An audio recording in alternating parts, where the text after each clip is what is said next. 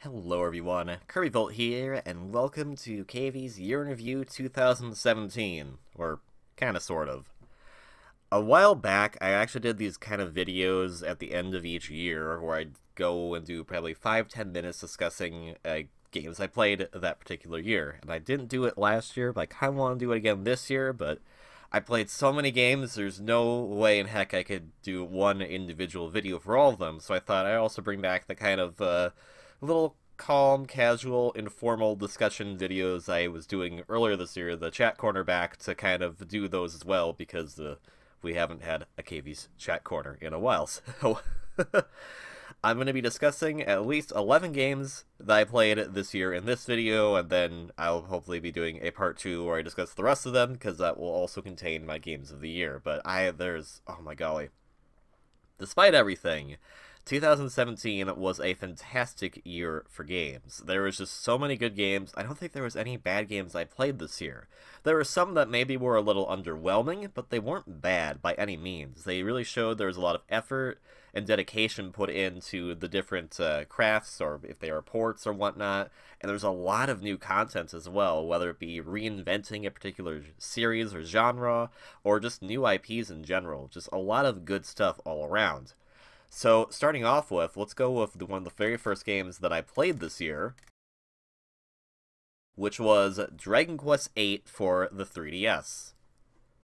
Now, I never played the PS2 version of this, and I've only recently gotten into the Dragon Quest series myself. I started playing some of the Dragon Quest games last year, starting with Dragon Quest IX, and then eventually playing Dragon Quest Heroes, which I know is technically a spin-off, but still a pretty fun spin-off for a Warriors title, and then Dragon Quest VII, which is still my favorite Dragon Quest game that I've played so far. But Dragon Quest VIII feels a lot more approachable than the previous two titles I played. The previous two titles, Dragon Quest IX and VII, are fantastic, and I still love Dragon Quest VII a lot, but I think that if you're new to the series, if you're new to the Dragon Quest franchise, those can be a little overwhelming at first, because they have you do a lot that doesn't kind of get you right into the meat of the gameplay.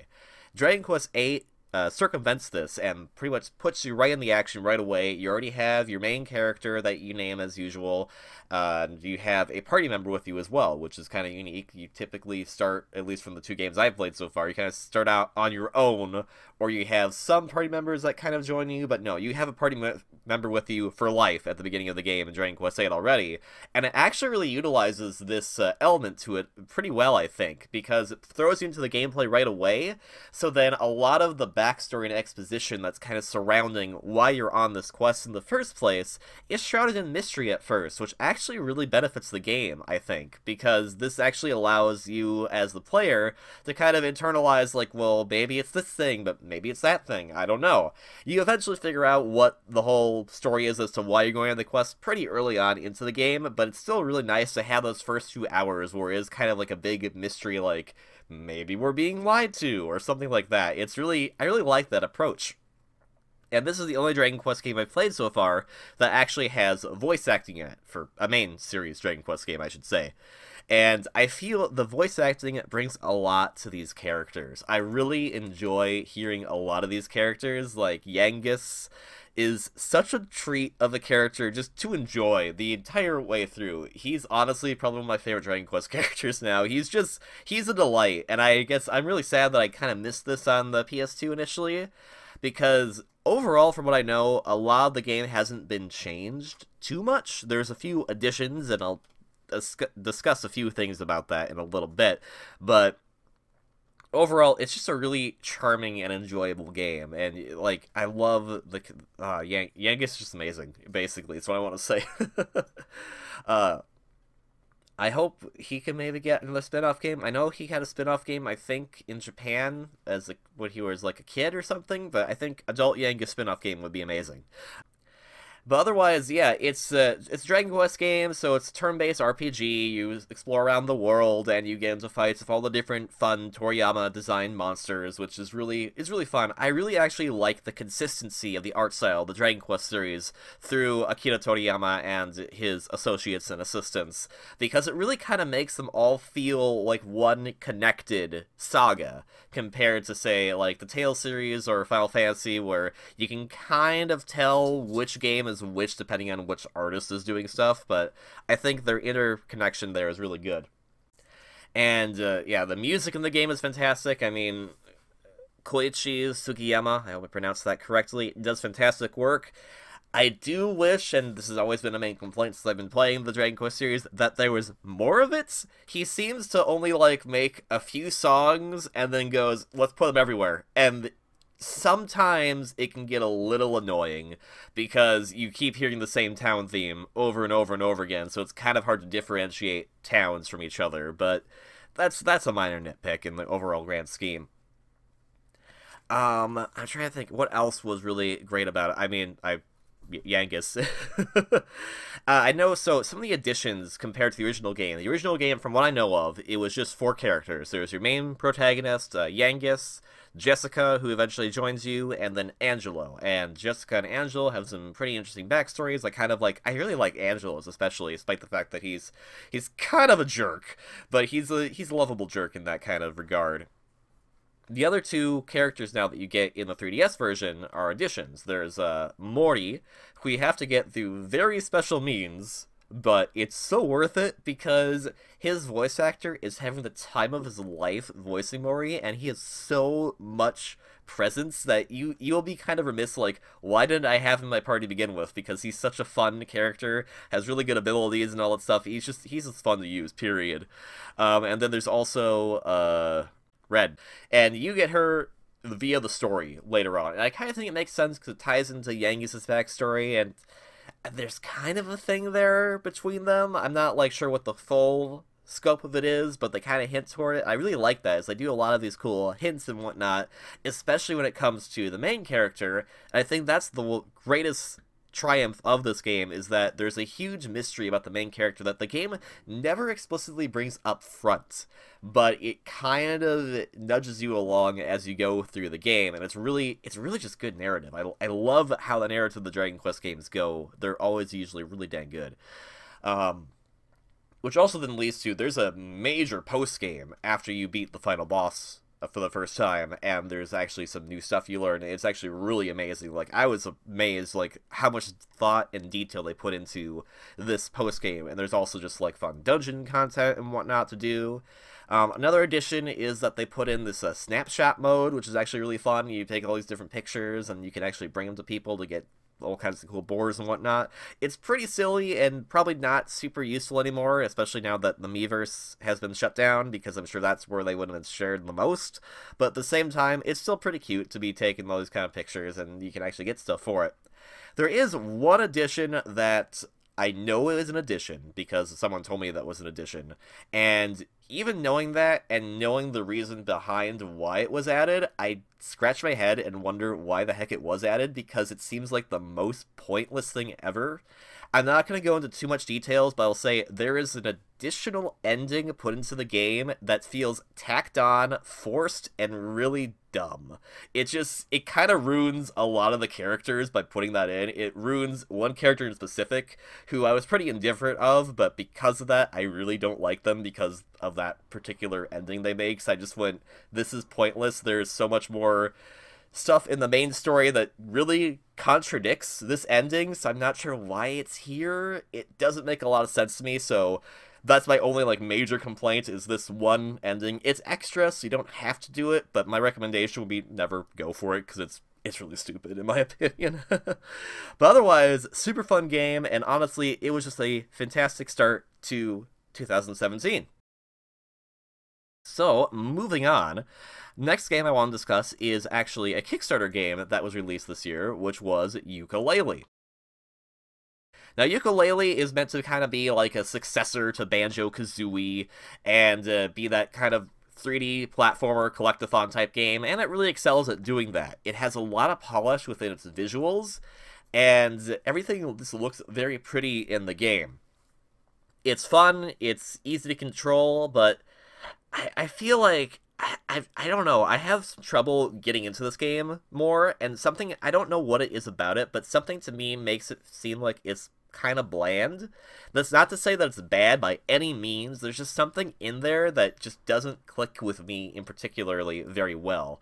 I think some of the areas are pretty interestingly designed, and I like the concepts that they go for. They have this idea of where you have a major story level area that you have to collect a lot of the collectibles in it, which are the pages, and as you collect more of them, you can then leave to unlock more levels, or you could use them to expand the level that you were already in. I like this idea of the expansion concept, but I feel that this also kind of limited the game because then there's only really 5 major stage areas, and some of them are kind of hard to differentiate from the other. They don't feel, at least to me, as unique and as creative as the original Banjo-Kazooie game was. And maybe that's because that's how the Kickstarter was. Maybe that's because they really wanted to try this expansion idea, so they were kind of more limited to having these 5 individual worlds as opposed to making more. I don't know for certain, but it definitely felt a little lacking to me in some respects. I need to go back into it and give it another go, but I definitely think there's a lot there. There's a lot of good potential. A lot of the moves that Yooka and Laylee have are really fun to utilize. A lot of the transformations they have are really funny. I really enjoyed that aspect of it. And I know there's one particular area that most people dislike, which is a casino level, and I actually really enjoy that level because it has some of the best music in the game, in my opinion, and it also changes up the game flow a little bit that makes it still feel kind of unique, and really kind of fits the style of game they were going for, I think. Overall, if you like Banjo-Kazooie, if you liked the old Rare staff, you're going to definitely like the new Platonic group. They do a fantastic job. I think this is them getting their feet wet, and they're in the water now, so I'm very excited to see what they do next. As far as Yooka Laylee goes, it may have not been particularly enjoyable or completely interesting to me, but I'm not going to say that it was terrible by any means, because there is so much work and effort that went into it that I can't just give it some praise in regards for that, because at the end of the day, a lot of this is opinion, and even if I don't find it that interesting, I know a lot of people did, and I think that's what's important. A lot of people resonated with this game very well, and they want to see a sequel, and by all means, based on the polish, based on the amount of detail they have going for it, and based on the solid gameplay, I definitely want to see one too. Even if the first one didn't click with me, I think they really need to keep going strong, so I hope to see more of Yooka and Laylee in the future, despite everything I just said. Overall, still a very fun game. If you're on the fence about it, I would see if you... maybe if you can, see if you could try it at a friend's place or something to kind of give it a go, and then from there make your decision. I'm not going to be the end-all be-all on that, but if you enjoyed it, that's amazing, and I hope you enjoy it more, and I hope I enjoy more from them as well.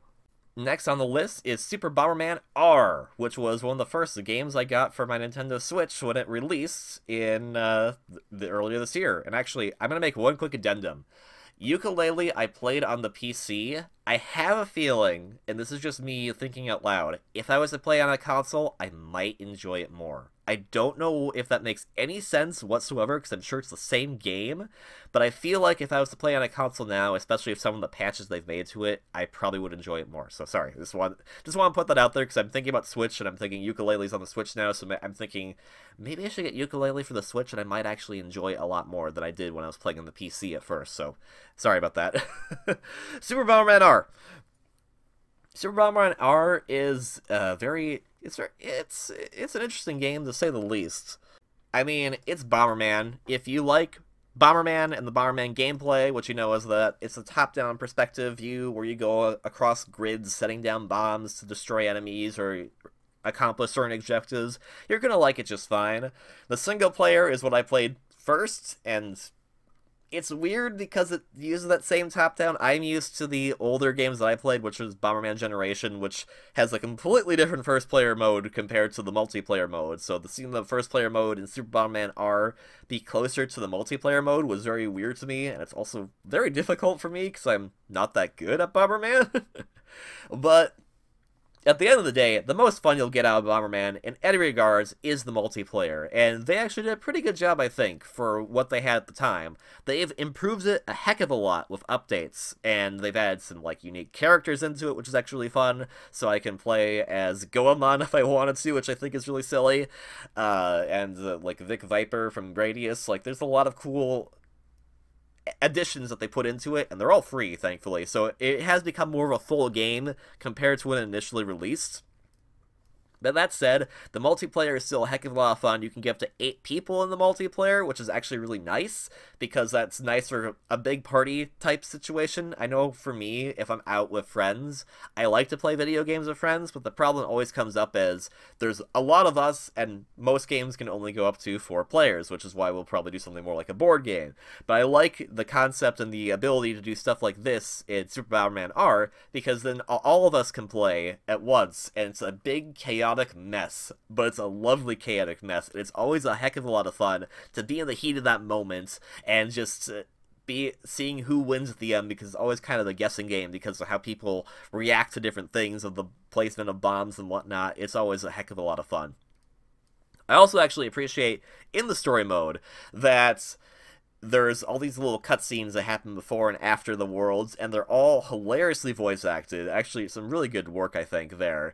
And they have all these fun animations. It's pretty simple in terms of the animation design, but it's actually really effective, and it really kind of sells these characters, the Bomberman brothers, as this kind of band of misfits kind of work together, kind of don't, and they go up against things, and it's really silly. I kind of really like the approach to the writing style in this, and it all kind of comes together because there was an additional 7th world added on to the game with DLC stuff that is super hard as far as gameplay-wise, but also just super dang funny as far as how they interact these characters together. There's also another mode that was added that I haven't tried out yet, which is kind of this like league battle mode, where you get a team of 3 and then you try to beat another team of 3. I haven't done that as much because that's a strictly online thing, and their online has been okay, but can sometimes be a bit wonky. I'm hoping that might get fixed when the Switch goes to a paid subscription online service. I don't know if that's going to be the case, but the particular league mode actually looks super fun, and I'd love to get together with 2 friends to kind of form a team and try to go after others on that. But we'll have to see. If they can get the internet to be a little more stable for matches, then it'll be great, but otherwise, then that's kind of sad that there's this really interesting mode that you can't do much with. And that's honestly kind of the only downfall of it, is that when I talk about the multiplayer, I'm thinking in person with a lot of people. Trying to play it online can work in your favor often, but there's a lot of times where there are going to be some disconnects, and it can get very frustrating, especially if you're trying to get into matches and you keep disconnecting. So I'm hoping that that gets a little more smooth as it goes along. I think Konami's actually been really fantastic about supporting the game, which is hilarious and kind of astounding to me, because of, if you know anything about Konami recently, that it's like, oh wow, Konami actually cares about a console game. That's amazing.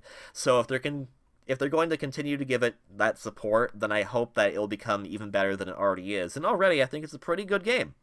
Next, I want to then talk about another Switch title, which is Snipperclips. Snipperclips was another launch title for the Switch. It was initially only an eShop title, but it recently, I believe, was released as a physical game as well, which has some DLC within it. And overall, I can't say too much about Snipperclips, other than it's just a lot of fun. It is a fun kind of puzzle game that it's really good for kind of like 2 people to go at and solve in their own unique ways. I think the most interesting thing about it is how 2 different people, regardless if one person's the same, will come up with different ways to solve, to make solutions.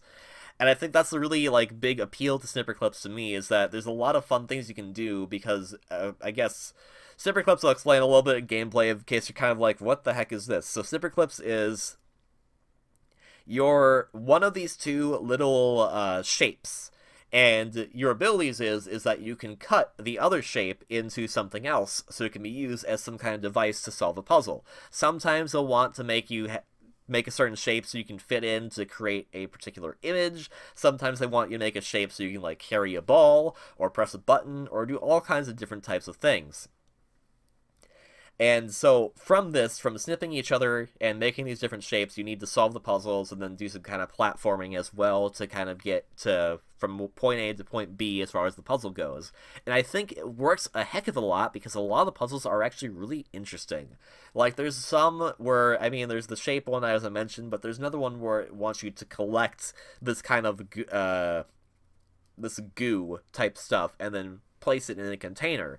So then you have to kind of think of, okay, well, what can we make? We need to make myself or my friend into like a tube to hold it. But in order to do that, we then need to clip the other one to be a shape that can cut to make the tube. Like, there's a lot of like cool thinking that goes on as you're playing through it, and I think it's a really good game to play with a friend. I don't really think it's good to play by yourself because that kind of gets annoying because you have to switch back and forth between the two different guys, but other than that, it's a really good two-player game, and I think it's just a lot of fun to work with different individuals to figure out how we'd solve different puzzles, because you may have one idea, but they may have an even better idea. Even if you know the solution, maybe they have a better way to go about it, so then you kind of work back and forth between communication and teamwork. It's a really good teamwork game in that regard. And it's also super cute. I love the music in it. It's actually really peppy and kind of makes you... It's kind of like good, like, thinking music. Like, I think I could probably use its soundtrack as study music because that's kind of the music it goes for. It wants you to be thinking. It wants you to be doing stuff. It wants you to be figuring out all these puzzles. It's really fun in that regard. So it's definitely, if you have a Switch and you have a friend, I would highly recommend getting it. There are some multiplayer modes that go up to 4 players. I'm not sure if it goes any higher than 4. I don't know what those modes entail, but it seems like they're kind of like just fun party modes. They're not as interesting as the main puzzles you do in the main game, but they're still there in case you want to do it with more. So overall, really fun. If you have a Switch, get Snipperclips. It's great. Next we have Dragon Quest Heroes 2. This is the sequel to Dragon Quest Heroes, which was released, I'm not sure if it was released last year or the year before. I played it last year, but I'm not sure when it was released. Dragon Quest Heroes 2 is basically, it's a follow-up to Dragon Quest Heroes 1. It's a Warriors-type game, so you have a bunch of different characters that you use to do kind of fighting-ish combos against hordes of enemies as you go along and progress through kind of this story. What's really fun about these games to me is that it can kind of be a little mindless at times, but for how they work with the Dragon Quest characters, they make these characters feel a lot more unique compared to each other, and a lot of their abilities feel more fleshed out compared to my previous outing with the Warriors-type games, which was Hyrule Warriors, which felt kind of generic. This feels a lot more grounded within the realm of the Dragon Quest series, so a lot of the characters, they feel unique, and you kind of go, oh yeah, that character would do that because they could do it in their game. If you're not a big fan of the Warriors-type games, then that's perfectly understandable, but I think Dragon Quest Heroes 2 does a really good job at what the first game did, which was capture the essence of all these characters very accurately and naturally, and put them into some kind of crazy fan fiction-ish type story where they all have to work together to solve some kind of mystery with some original characters. Compared to the first game, which was just a bunch of fights, it was kind of interesting to see that this actually has an overworld. So you'll actually journey across different areas of a large map. And what happens is that sometimes you find enemies on the way, then you can start engaging in the Warriors-type combat. There are sections of the game where they obviously just kind of put you off. They say horde off and defeat a bunch of enemies in one go, but a lot of it is kind of focused on this traveling aspect, which I think is really unique, and it makes it feel more, kind of more like a Dragon Quest game in that sense. I really like that function of it. And you, obviously, as you go, you level up your characters, you can give them more abilities, give them more skills that they can use in battle. And I also really appreciate the roster of characters that they use, because they kind of picked more from all over. It seems the first game, they kind of picked what were the most popular characters, and I think that's fine. Elena, Kirill, Yangus, those are all fine characters. Those are great to pick from. Yangus especially, who sadly is not a character in the main story, but whatever, in Dragon Quest Heroes 2.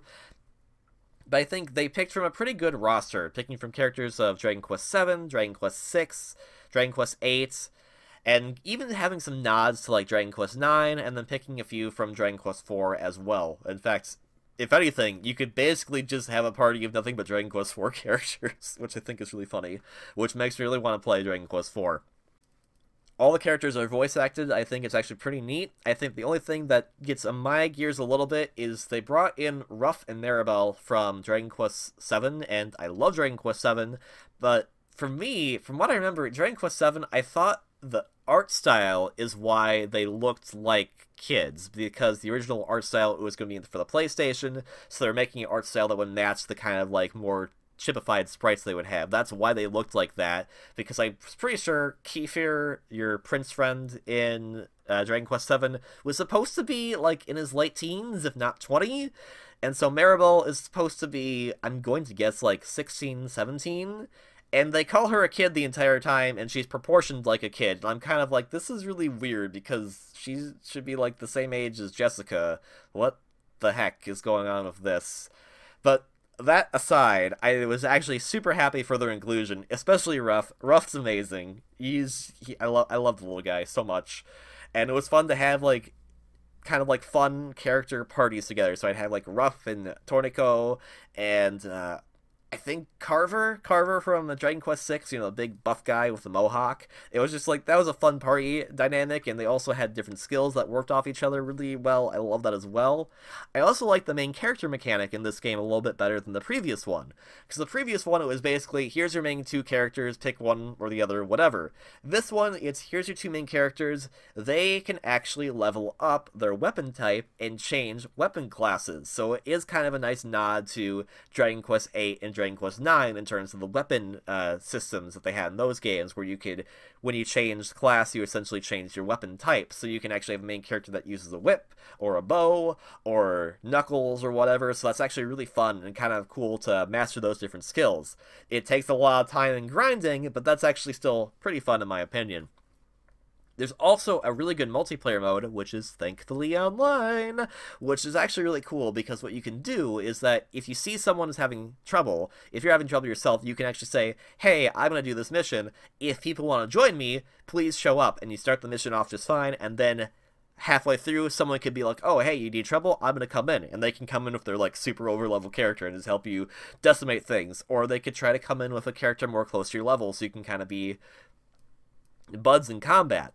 The only downside to this is that you're then locked into one character that you can play as, whereas in the normal gameplay, if you're playing by yourself, you have 4 characters you can switch between at any time.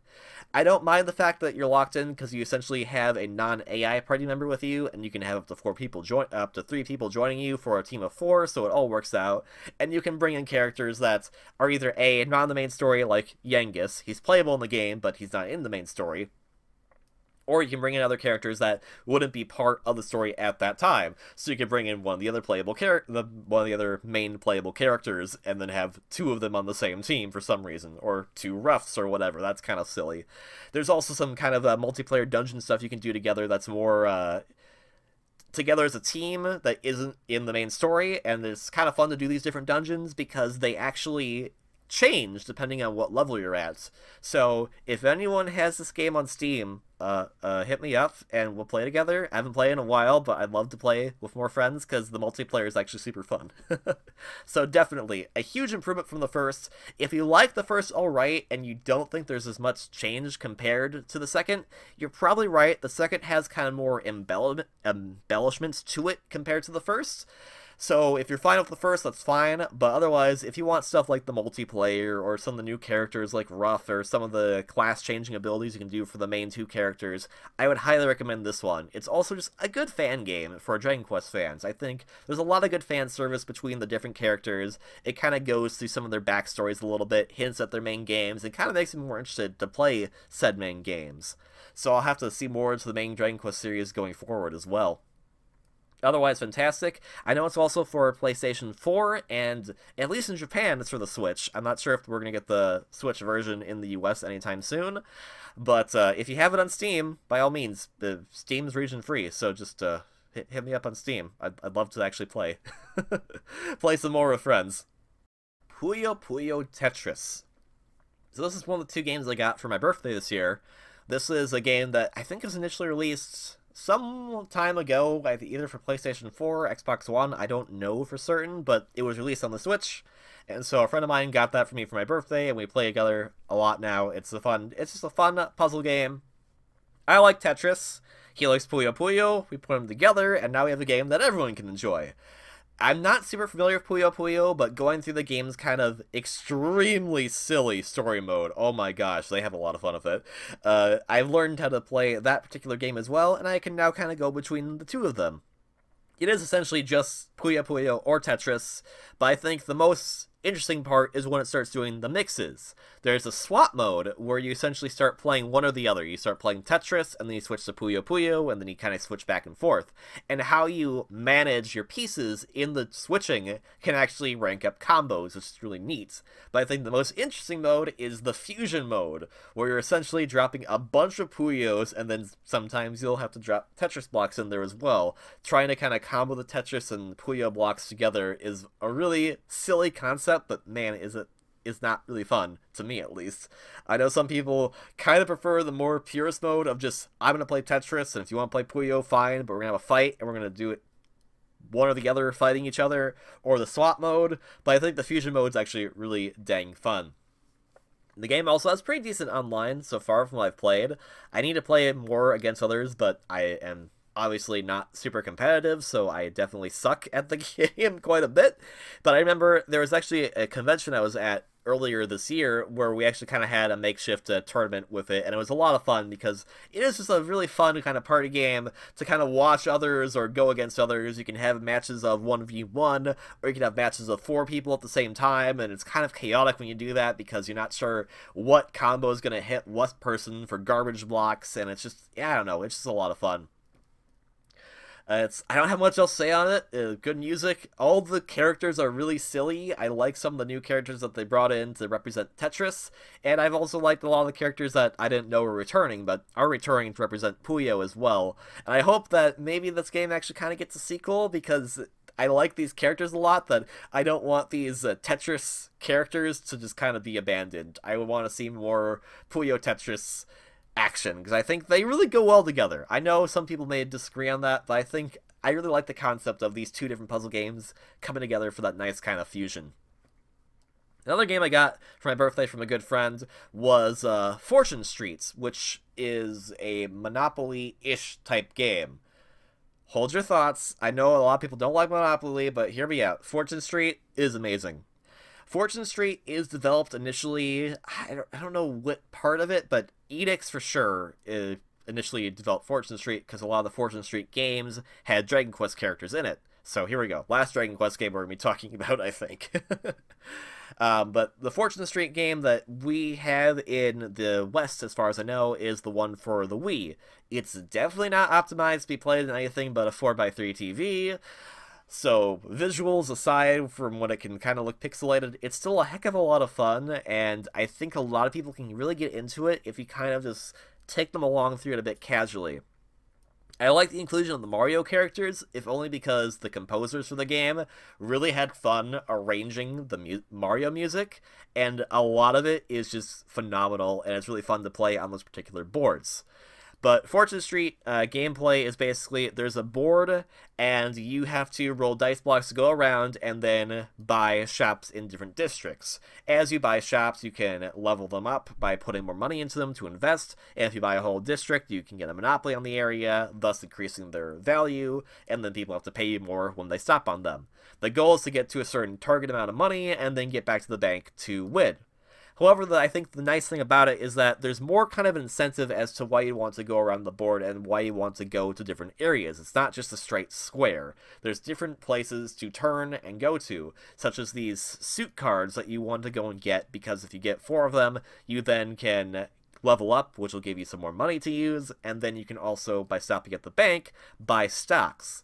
Stocks is really interesting to me because by buying those, you essentially now can get a little bit of a profit when people stop on particular areas, even if you don't own the shop, and then you also can utilize the stocks to then be revenue for yourself. So instead of cutting into your personal funds, you can sell the stocks to keep what you need while also paying off the debt that you owe. I think it really works out. It's kind of complicated to explain, but if once you get into it, I think you'll really enjoy it. My honest recommendation would be go watch one of the Runaway guys' videos on Fortune Street, because that's how I really got into it myself, so I was super fun to start playing it.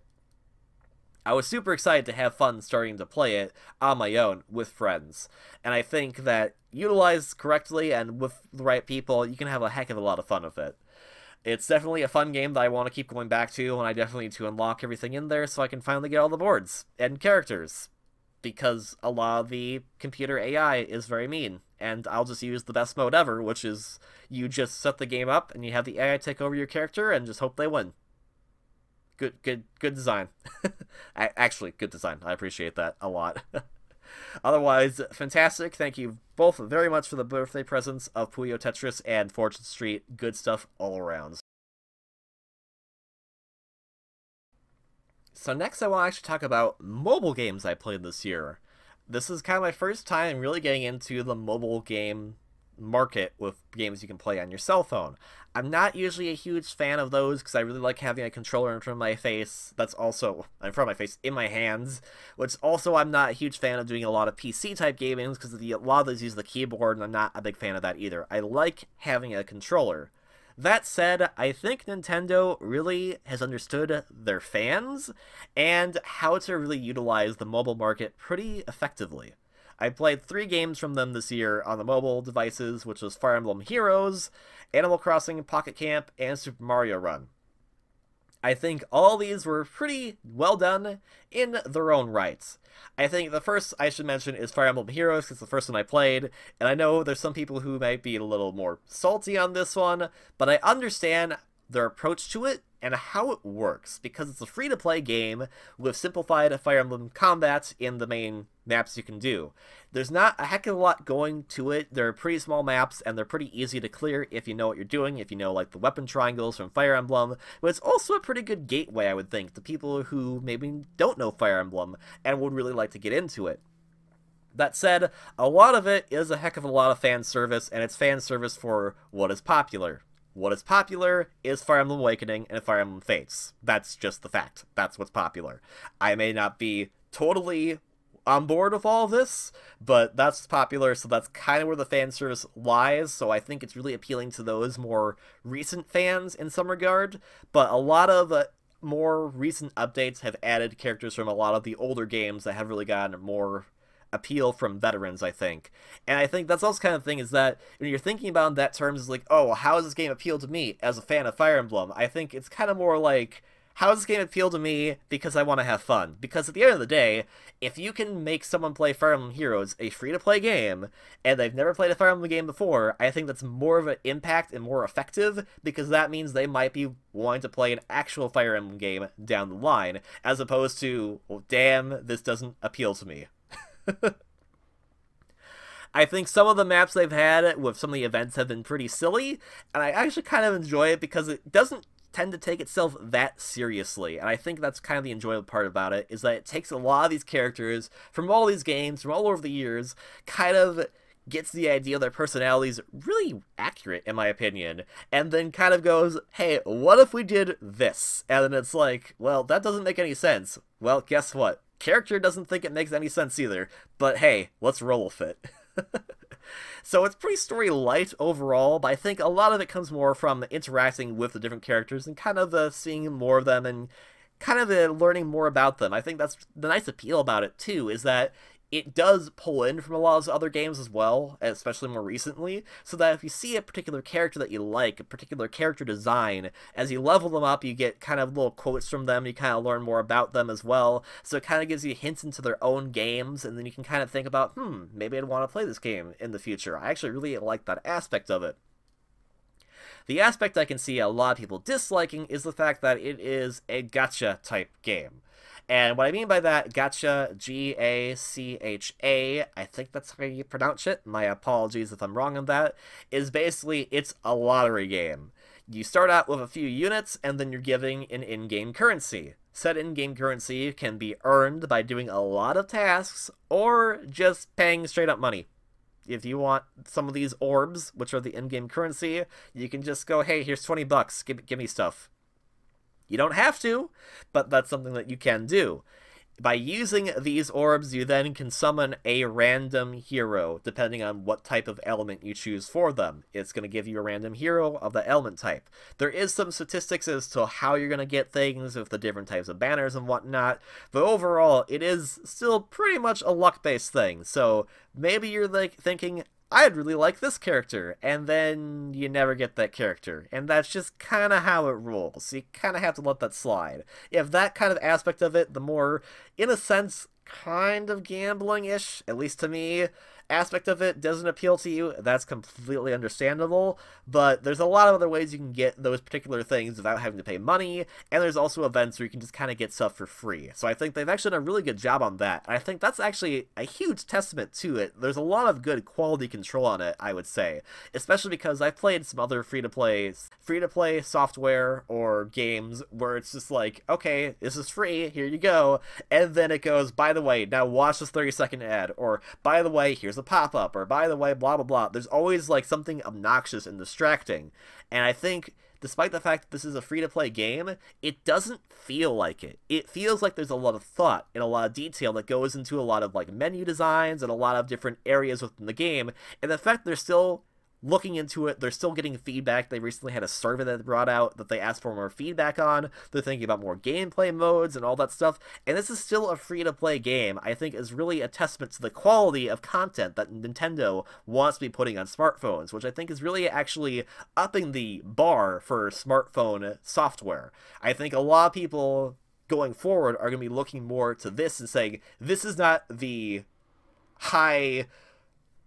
This is not like the lofty, high, well, maybe we can do this. No, this is the standard. And I actually look forward to that because I think that'll make that'll force a lot of other mobile software to be at that level, if not a little below it, maybe a little higher, depending on what they do, so that'll make the mobile market even more appealing. So I think Nintendo's doing a good job on that, and I think Fire Emblem Heroes in of itself is doing a good job of that already. I think if you're interested in it, you like the character designs, you have never heard of Fire Emblem before, I think this is actually still a fun thing to download. There's still fun stuff you can do in it, and it's actually a nice kind of like daily game where you just kind of go, you do a map, and then you're done. You don't have to do anything more for the day. If you want to do more, you can, but other than that, you don't need to. So I really enjoy it. So despite a lot of other criticisms for it, I think it's actually a really dang well done mobile game. Moving on then, this one is Super Mario Run. Super Mario Run is not a free-to-play app. It has a free demo mode, but overall it's a $10 mobile app game. And for $10, it's actually not that bad. The idea of it is that it's essentially, what if Mario is just constantly running and your only ability is to jump? And I think the idea of that is actually really good because it kind of brings and harkens back to Nintendo's arcade days, where they would have to think of more simplified concepts for games that couldn't be these like in-depth things, which I think also kind of speaks to the testament of how the heck they actually implemented the simplified battle system to Fire Emblem Heroes. Is actually really cool, in my opinion, but enough on that. Super Mario Run, if the pay barrier, you don't like the idea of you have to pay for the game, that's fine, but I think overall it's still a heck of a lot of fun to play. I think a lot of the stages in the main, like, game mode, the kind of story-ish mode, they're alright, but I think the best part about the game is either the Toad Rally mode or the Remix 10 mode, which they added this year. In the Toad Rally mode, you essentially are competing against another person for performance in a stage, and by performing, you have to do kind of like tricks. You have to destroy enemies, collect coins, so you can get the appeal of the different toads, so you can get more toads coming to your kingdom. The more toads you get coming to your kingdom, the bigger you can make it, and you can kind of do this little town building aspect to it. It's not super in-depth, but it's still pretty fun to kind of place different little objects all around the Mario Mushroom Kingdom stuff. But in addition to that, I think the Toad Rally mode is just a lot of fun because it actually kind of it's good competition in a sense. It can sometimes be a bit frustrating, but never feels too obnoxious. It always feels like, okay, well, I chose this type of stage. I'm not good at this type of stage, so I didn't do well. That's my fault. I think overall it can kind of be a fun little competition mode, and if I had more people that actually play Mario Run, I think that'd be fun to go against them. But again, that $10 barrier maybe isn't for you, and that's perfectly fine. I think my only criticism is that I wish there were more stage types. There's only, I think, like 5 or 6 major stage types. There's grass, Sand, Underground, Ghost House, which is the worst one, Bowser Castle, Airship, and Sky Stage, which, okay, I guess it's 7 types. But Bowser Castle and Airship kind of feel similar, same with Sky Stage and Airship. I wish there was, like, a snow level or water type stage that they could integrate, and maybe they'll put those in later, who knows. But I think the best mode is the Remix 10 mode they put in, which essentially puts you through 10 short snippet stages where you just gotta do some kind of really quick challenge, so you have to really think on your feet as you go about it, utilizing the pretty simple jumping controls to get through the different areas.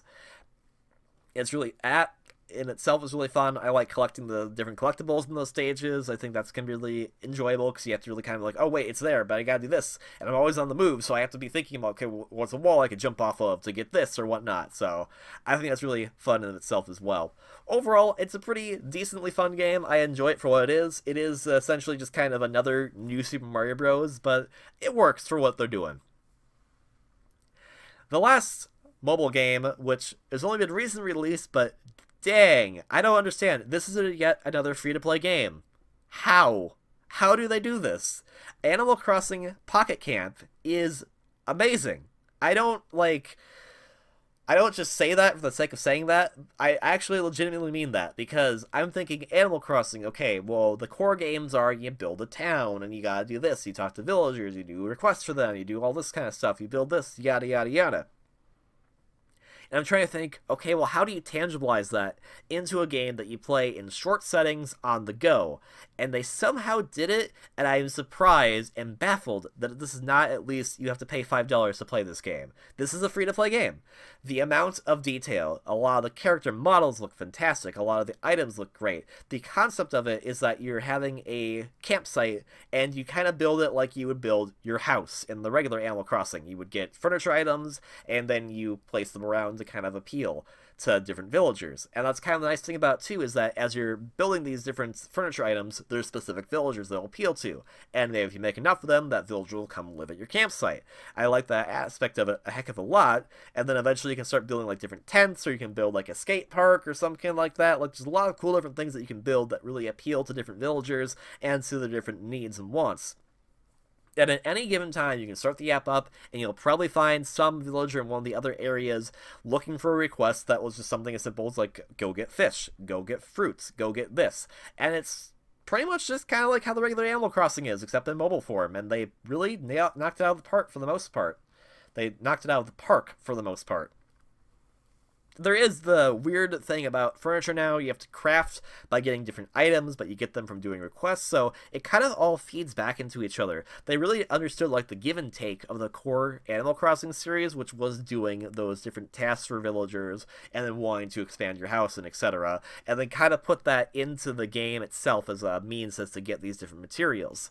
That said, getting some of the materials can be a bit difficult, but overall, I think if you're not too crazy into it, you're not trying to be like, I want to get everything, I want to get to level 50 or something like that, you're still going to have a lot of fun with it. I like the aspect then is that also you can become friends with people from all over the world, which is fantastic, and then at any time you can go to their campsite. And my favorite thing to do at people's campsite is give them kudos, because they deserve it, because all my friends are amazing, and that also becomes an item that you can use to craft other things. So there's a lot of fun things you can do with this system. I think it's really well done. I don't know. I just feel like they really have understood the mobile aspects now of mobile titles. And somehow, I am baffled by Animal Crossing. It's in-game currency, which it has two. It has bells, which you can get normally, or it has leaf tickets, and that costs actual money. And I've looked at leaf tickets and I've gone, I don't know any time I'd actually use these unless it's a leaf ticket specific item, because there isn't, a lot of it's like, I don't want to wait 8 hours for this pizza to be built, or something like that. And it's kind of like, well, I can wait that time. I'm not in a hurry. I don't need to rush to get this. I feel like that to me is the most shocking part, is that people are buying these leaf tickets when I feel like it's a steal. You don't need to do much. You don't really need to use them. You can just stock them up. Just hold them hostage for some day, or they just go like, here's like 1,000 leaf ticket item or something or whatever, but still. I'm amazed by it, and it's only been out for roughly a month right now, and they're already doing stuff. They've done a Christmas event, they're doing a New Year's event, I'm sure they're going to be doing more events. I'm kind of excited to see what they do, because Animal Crossing in the core games had events that were from all over the world. They would do, like, Halloween, but they'd also do Oban, but they'd also do, like, I think there's some holidays they celebrated specific to, like, Korea, and I think that'd be really cool to, if you could just get all the events in one global setting, so everyone gets to experience all the events, and kind of gets to experience different cultures as well. I like the New Year's event so far because it's been more of an influence of Japanese culture, whereas the Christmas event was more of a influence of Western culture. So I think there's really a good mix there. I really appreciate that as well. And you can also change the game's language at any time if you want to, which is nice. But yeah, really good there. I'm looking forward to more stuff they do with that. They've actually been really good on that so far, so kudos to the Animal Crossing team. Hopefully this does not overshadow any future Animal Crossing title on an actual, like, console or something, but I feel that for what they're doing, they really knocked it out of the park. Next up, I want to talk about two games that IntiCreates released this year. We have Mighty Gunvolt Burst and Master Blaster Zero. Mighty Gunvolt Burst I want to talk about first because I feel like this game is really well done, and I think it maybe has gone under the radar of some people. Master Blaster Zero, I think, definitely got a lot of attention because it was released pretty early in the Switch's lifespan, and is a remake-ish of the original Master Blaster, which I've never played, but I think a lot of people really appreciate it for that aspect. But Mighty Gunvolt Burst, I think a lot of people haven't really discussed as much, I feel, and it's a shame because, honestly, I am really sad that IntiCreates isn't still being contracted to make Mega Man games, because dang, if they are allowed to do what they want, they can make really good Mega Man-like games. Gosh darn it. I also feel like, in a way, I'm not gonna try to be super mean about this, but it does kind of feel like, in a way, they are a little upset about how Mighty No. 9 was received, and how it was overall as a product. And I feel like Mighty Gunvolt Burst, definitely, if you play it, you can kind of say, this kind of seems like an apology / we can do better, let's actually make a Mighty No. 9 that isn't that bad. The idea of it is that Mighty Gunvolt Burst is kind of like Mighty Gunvolt, which was released a few years ago, in which you play through 8-bit stages of existing characters and existing stages from a particular franchise. In Mighty Gunvolt, it was stages based on the original Azure Striker Gunvolt and Gale Gun.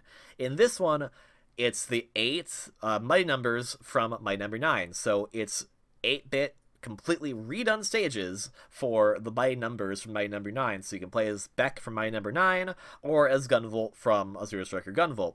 There's also some DLC characters that were added later that are also fun to play as well, and there's actually some more coming too. In this aspect of it, I think they did a really good job, because I think there's a lot of aspects of Mighty No. 9 that were actually really good. Music was really good, I think some of the character designs were really good, and there's definitely a lot of potential here, and IntiCreates really took that potential and went with it. A lot of the game is a heck of a lot of fun, and I can tell a lot of stage elements and hazards and whatnot are much more unique, are a lot more interesting to go with, and I especially love how the system works as well, because in this game there is not a life system. Instead, there is a retry marker, so every time you die, it tells you how many times you've had to retry from a certain point. The more of these you rack up, so if you get like 5 at the end of the stage, it's going to subtract from your total score. This is important because the score actually influences stuff that you get as far as upgrades. The really cool aspect about Mighty Gunvolt Burst is this customization ability. So instead of just getting the weapon from the boss, you get a weapon program. And what that means is that you can essentially put that in as your main shot type for Beck. Gunvolt's a little different, but I'll just go with Beck because he's the easiest example to use. And with that different shot type, you now have that weapon.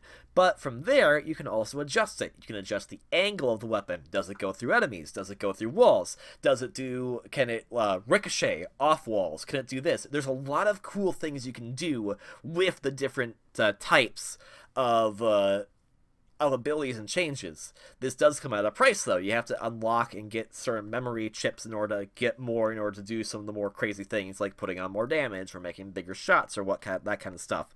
But then you can also take things away from yourself, like you can make yourself slower, or you can make yourself faster, or you can make yourself not jump as high, to kind of like level it off to make the game either harder or easier for you. It's actually really cool in this customization, and it makes you really come back to the game a lot. Even if you've been in the entire game, if you've been in all the stage, and you go to the final fortress area, which is actually super amazing, and I know some people, I've heard at least, complained about the final boss because it does some things that are well, I don't want to spoil it, but I'll just say it trolls you. It trolls you very hard, and it is hilarious the entire time. I love it. It makes sense in universe as to why this is the final boss, and it's really hilarious. If you don't like it, my apologies, but it's fun. It's funny. It's amazing. Like, you gotta see the final boss. It's amazing. The customization stuff makes you really want to come back to the game and get more abilities, get more upgrades, so you can kind of make yourself into the most powerful Beck or Gunvolt possible. Gunvolt has, of course, his own special abilities with, like, the Astrophere or the Luxcalibur, the kind of stuff that you can earn through going through stages and whatnot, and it's also just a heck of a lot of fun, I feel. I think this is kind of it's a little more casual of a Mega Man game. I know I shouldn't be calling it a Mega Man game. It's a platformer action game, technically, but you can definitely tell there's a lot of love for the Mega Man franchise from IntiCreates, and I think they do a fantastic job here. I think if you're looking for a new game, and you're itching for something that is similar to Mega Man, but you've played through the original Mega Man series and all 10 of them, and you're looking for something before Mega Man 11 releases, you should definitely play this game. It is a heck of a lot of fun. Music is fantastic. I love the boss designs, and the final boss is amazing. The DLC characters, while they are additional fees to add on to get them in the game, are also pretty unique and fun of how they play. All the characters have their own unique playstyle, and you can definitely tell they put a lot of thought into how they all play differently. So some will seem a little more easier to play as for others, some might seem harder for others. I think there's a lot of different variability here. It's really dang good, so I cannot recommend it enough. I wanted to get that one out of the way because I think that needs a heck of a lot of praise. Mighty Gunvolt Burst is fantastic. Better than Mighty Gunvolt for sure, and most likely better than Mighty Number 9 for sure as well. So I would highly recommend picking it up if you have a 3DS or a Switch, because it's on both. Now then, Master Blaster Zero is also on both systems, and I think also got a bit more fanfare. And overall, I wasn't looking forward to playing this game as much. I was kind of like, maybe. But then they had something in there that I went, okay, now I have to play this. And that comes into the DLC. I'll get into that in just a second, but I want to go over the main game first, because I've never played the original Master Blaster. I think I actually tried playing it for a little bit, and I got a little too frustrated with it.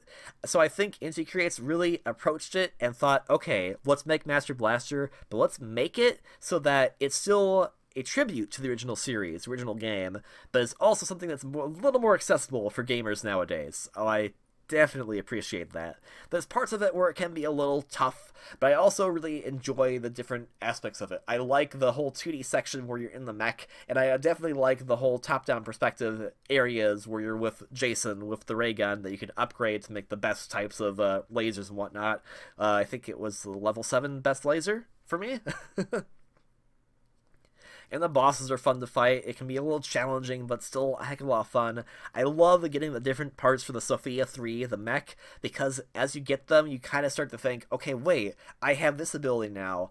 How, if I look at the map, how does the game want me to get this? What kind of ability am I going to get next? That's a lot of fun aspects to it, and it's just really good. I love the music in it, too. I don't think a lot of it was remade of the original game. I think they have the original theme in there from the first stage, but I think a lot of it was new tracks, and a lot of it is really good. It's just a fun 2D action game.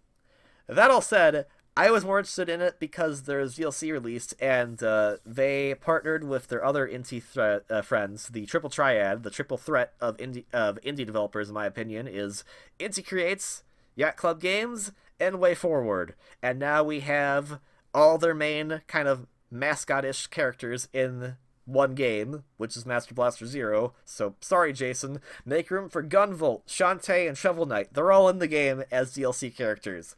And I love their approach to how they did them. Obviously, because Inti, I know they're going to do fine with Gunvolt.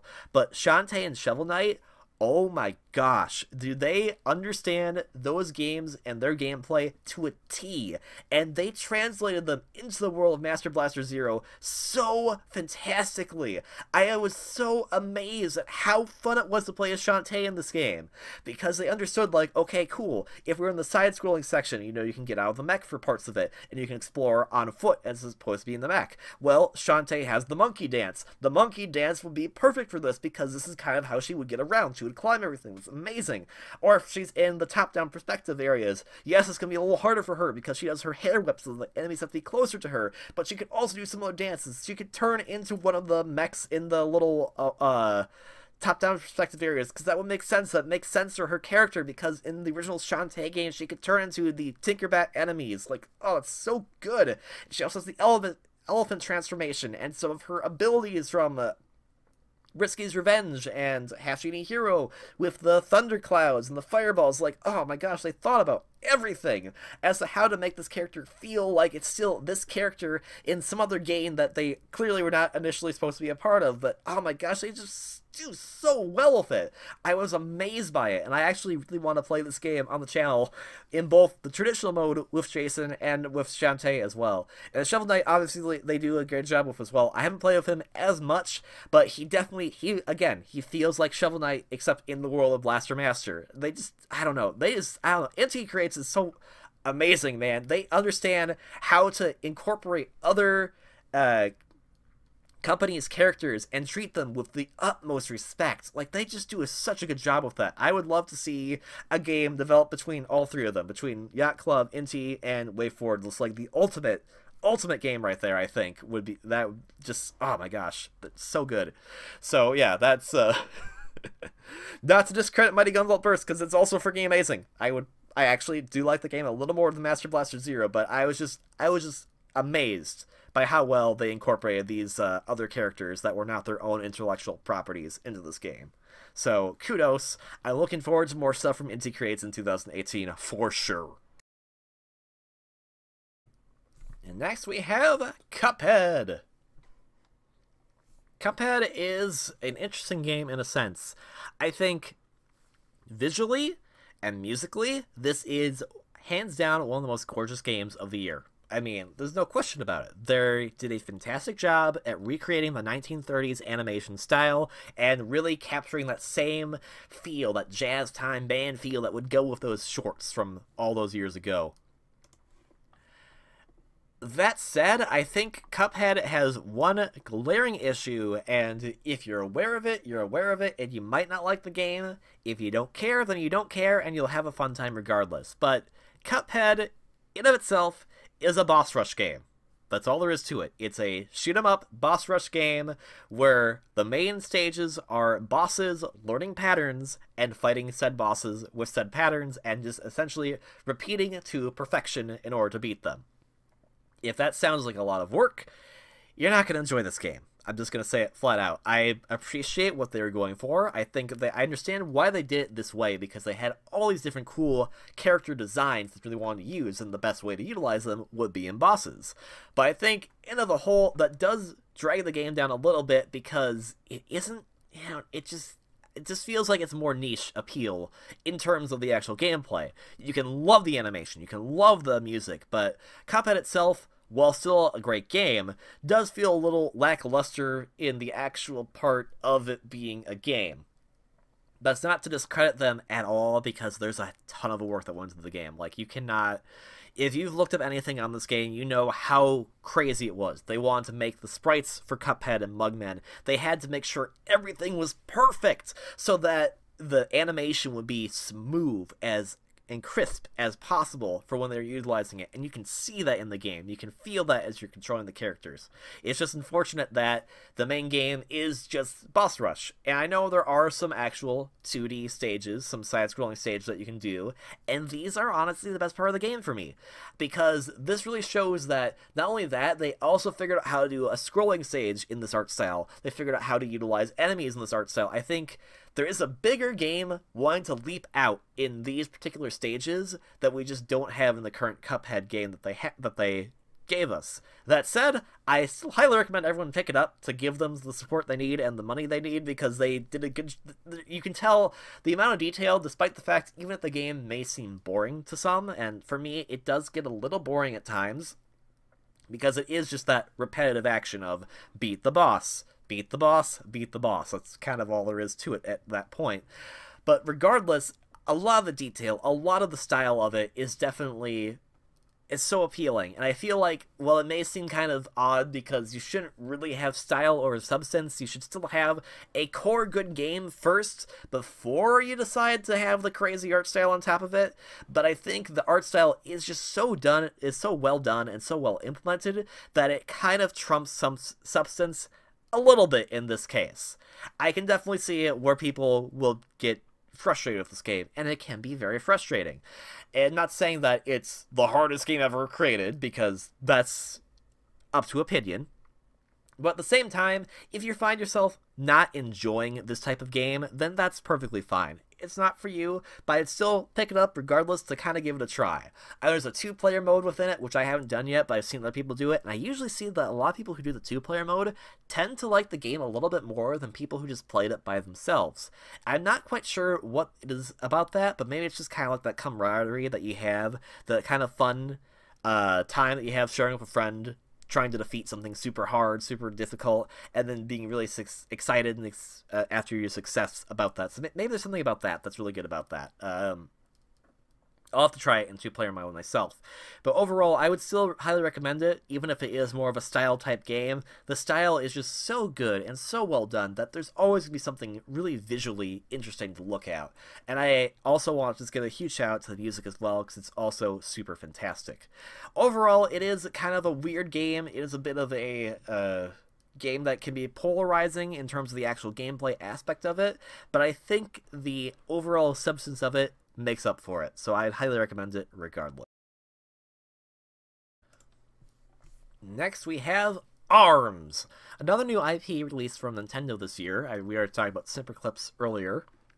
Snipperclips, I believe, was developed by another studio that Nintendo contracted to use Snipperclips, but ARMS was Nintendo, their own development teams and whatnot, and it was kind of like their answer to the fighting game genre.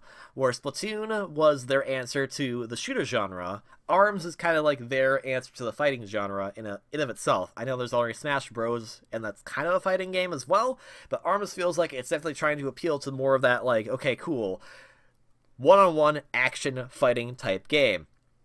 And dang, it is pretty awesome. I mean, if you're not into the whole fighting type games, if you don't like the Street Fighters or the Blaze Blues or that kind of stuff, you might not enjoy it that much, but I think how they approached it, how they did it, is really awesome. I really actually like using the motion controls in this game to do the punches, because I think they really add some extra flair to it, all the different punching types and whatnot. And I guess the gameplay-wise is that you have a view from behind the shoulder of your character, and you punch out your arms to extend them, and then hit your opponents. So it's kind of a boxing game in that regard, but you can also twist your arms a little bit to the side, or a little bit inwards, to kind of see if you can get your opponent, grab them, throw them, etc. You can charge up your arms, because they all have different types of abilities on them, to become like flaming, or electrocuting, or freezing, or whatnot, and punch them in there to put in status effects so that they also take those on as well. And collecting these different arms is really fun, and all the different characters have really fun designs. I like the designs of a lot of these characters, and they all have their own unique ability. Like the one character I play a lot with is Min Min, and she has the ability to do this kind of backflip away to kind of get out of the battle really quickly, or she can do a kick in air, which also really helps her for mobility. But then there's also characters like Lolopop, who was added recently. She can create herself and do a defense block in air, and also kind of make herself into a big defensive ball so that she can't be hurt as easily with her defending, but also still be able to charge up her arms while she's doing that. There's a lot of fun stuff to do with that, and I think it's a lot of fun to go against another person online against each other, so against a friend or against someone in a more kind of like serious competition. But I think the best mode of the game is this party mode, where essentially it puts you into a room with you and 9 other people, or at least up to 10 total people, and it puts you through different types of matches, where you have to get one win and then it's done. So you can either have a traditional match where it's just, okay, get the player's health down, or it could be one of the other types of sub-games. There's volleyball, there's basketball, there's this target shot, or you can go up against, have a 2-on-2 match, or you can go up against this headlock guy, this crazy weaponized arms, so you're all on a team to beat a boss-type character, or in another mode you can actually get that boss-type helmet and then try to use it to wail on your opponents, so it's actually really fun in that regard. And recently they started doing these modes called Party Crash, where essentially it puts 2 of the main characters head-to-head, and you can choose to be kind of on one of the other characters' teams by playing as that character or using the particular arm type you want to use, and then fighting out in different modes, which can also then have some more crazy aspects to them, because then maybe it's like, okay, well, everyone starts with all charged up abilities, or everyone starts out with their rush gauge fill, or something like that, or everyone starts with low HP. It was like, there's a lot of fun different things that it can do with that, so I really appreciate those modes especially. I think that's a lot of fun. I think it's just a fun fighting game. It has really good music. I like a lot of the stage designs. I actually really like the skate park. I know a lot of people don't like that one, but I like it because I like riding the skate ramp because I think it's really funny. There's a lot of fun with that. I think recently they just did their last major update. There's going to be no more new characters added to the game, which is a bit sad, but they have a really good roster as it is already, so I would highly recommend picking it up. Maybe at a slightly discounted price if you're not wanting to pay the full price for it, but it's definitely a heck of a lot of fun, especially to play with friends. So I'll be bringing it with me to events. We'll just play ARMS, because I like ARMS. You can kick my butt, because I love the game, but boy, do I suck at it. Oh, and I love that main theme, too. ARMS is great.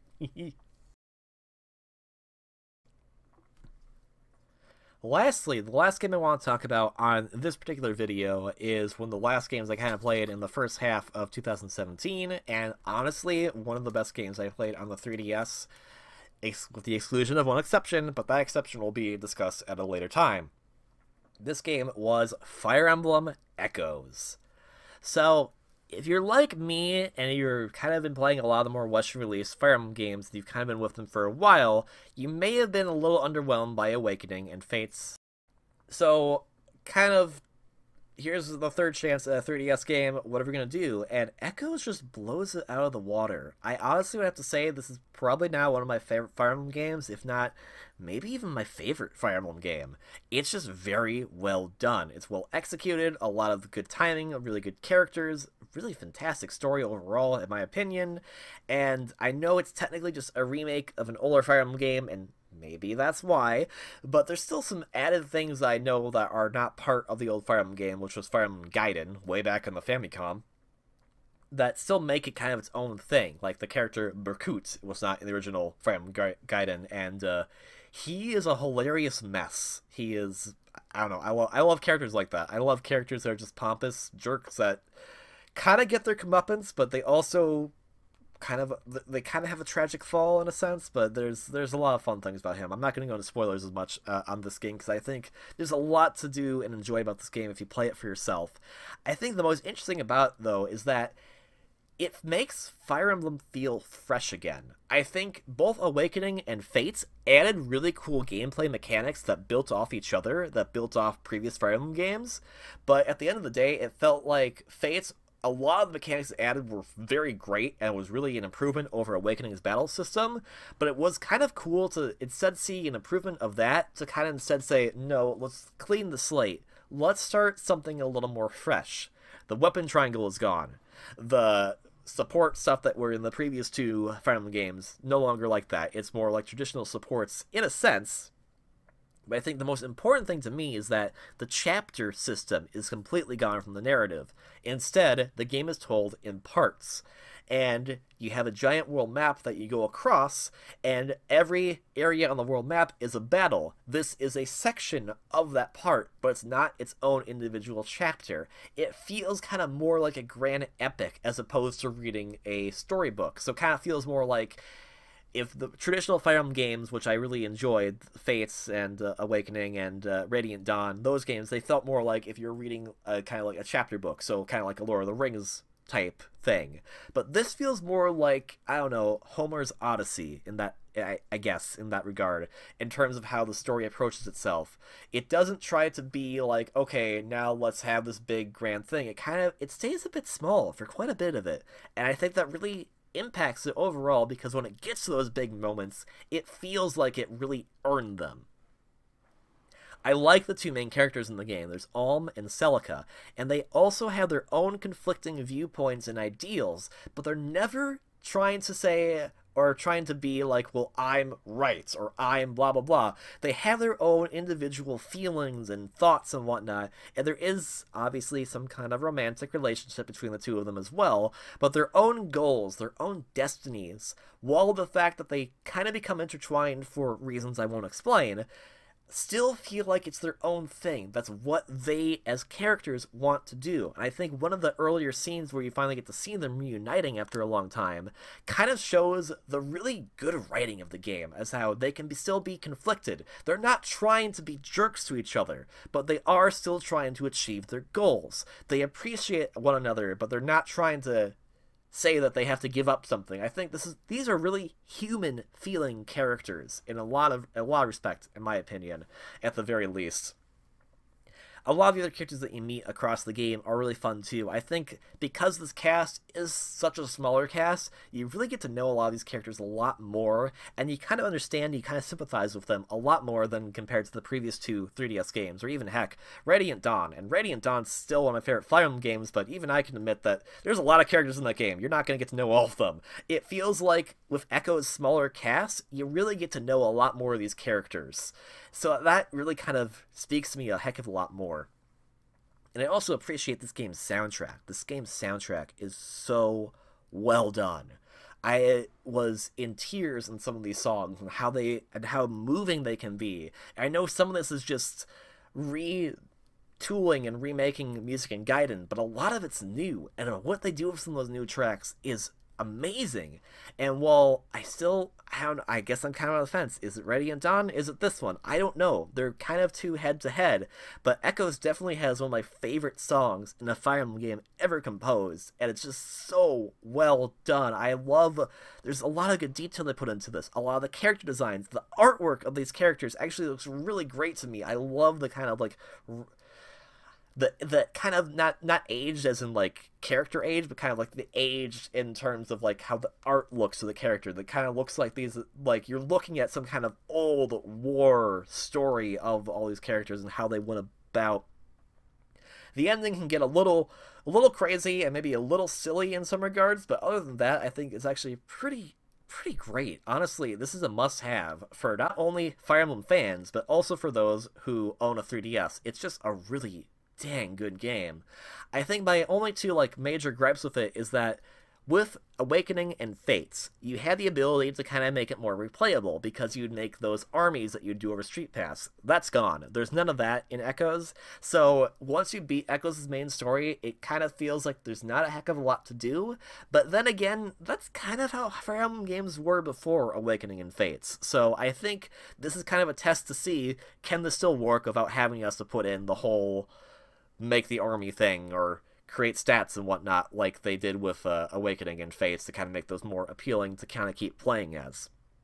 I think on the whole, Echoes feels a lot better because of that, but I can also see where the fact that it doesn't have that much replayability might not be as appealing. The other thing is that while I enjoy the battles, I enjoy the dynamic camera that goes into a lot of like the in-game animations for fighting and whatnot, I can definitely tell when this game was, yes, we are a remake of a game that was released a long time ago, because sometimes you'll get a map that's ginormous, that's like 100 by 100 squares wide, and then it's like, here's 3 enemies. That's it. Oh, okay. Are the reinforcements? Nope. Just 3 enemies. How hard are they? Not hard. You just hit them once and they're dead. Okay. Why do we need this big map for these 3 enemies? I don't know, because the original game did it, I guess? And that's kind of like, that's the only kind of like minor thing I can think of, because it is very noticeable when you go into those maps and you're just kind of like, there's nothing here. I'm here, you don't count. But I think that the spectacle of it, the story itself, the dynamic of the characters, the voice acting, oh man, it's good voice acting with all these characters in the English version. Really dang good. That I think it kind of makes up for those kind of more minor nuances against it. And I definitely appreciate the 2 story mode. So Alm and Celica are the 2 main characters, and from pretty much all of the game, they're on 2 different set paths. And initially it makes you play as one, then the other, and then from there you can play as one, and then kind of toggle back and forth between them. I really like this aspect of it, because you can kind of pick and choose, like, maybe I want to do more of Alm's army right now, maybe I want to do more of Celica's army right now. I like that aspect of it, because it kind of makes the game still kind of feel more variable, and there's options for you to do. I think the one other thing I want to mention is the concept of the dungeons. The dungeons in this game are a really cool new idea, and I honestly really think there should be a Fire Emblem, just more traditional Fire Emblem RPG. You just wander around dungeon crawling like areas, and you just get into Fire Emblem battles, because that's essentially what the dungeons are. You get into a dungeon like area where you kind of play more of a traditional RPG, run around a dungeon like area with your main character as the avatar, and when you hit enemies, you then get into a Fire Emblem battle with all your units in the army. This is actually really cool, and I wish there were more areas like this in the game, despite the fact that you can easily grind in these areas. But that aside, I think these are a really cool, nice addition, and I really want to see these used in more games going forward. All in all, a heck of a year already with these 11 games I've discussed, or not even 11, more than that. I've grouped a few together, and that's really shown the power of 2017 as far as games. None of these have been bad, despite any criticisms I've gotten about them or said maybe I didn't like it as much. All of these have been fantastic games, and I think so far, I think Fire Emblem Echoes is a good one to end on for this part, because it was so dang good. If you're a fan of Fire Emblem or you have a 3DS, I highly recommend picking it up. All these other games, though, I recommend as well, because they've all been fantastic. 2017 has been a great year, and I hope to discuss a few more games with you as well before the year ends, especially my Games of the Year, which we haven't even gotten to yet.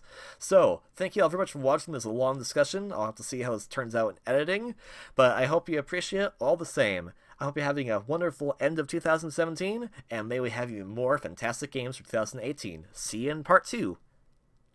Have a nice day. Or, wait, have a nice day, have a wonderfully great day. That's what I usually say, gosh darn it. Otherwise, see you on the next one. Ciao.